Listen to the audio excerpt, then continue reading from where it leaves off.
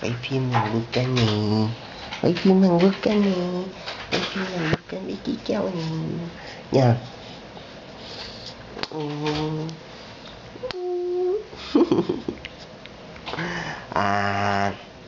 Đi con, đi.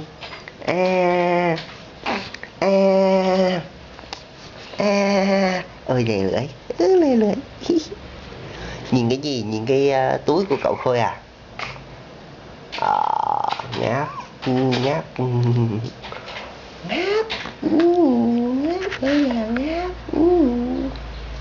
ngáp ơi là ngáp. Yeah. Nằm chơi, nằm chơi, bức tranh nằm chơi nha.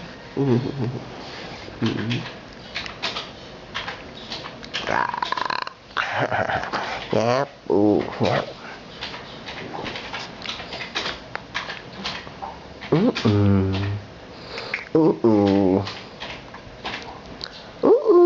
Nhìn nó đi. Nè, chung dung nè, nhìn nè. Chụp nha. Cái gì sáng sáng á. Cái tay quơ quơ, cái tay mềm mềm quơ quơ.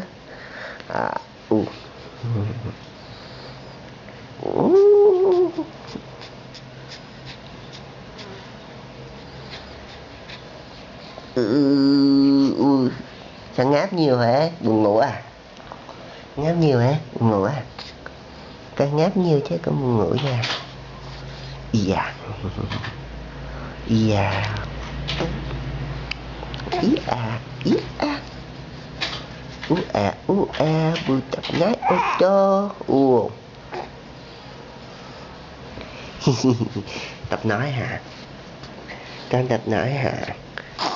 Con tập nói hả?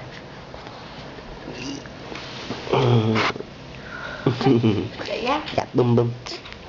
Đạp bum bum. Chân nó đang đạp bum bum.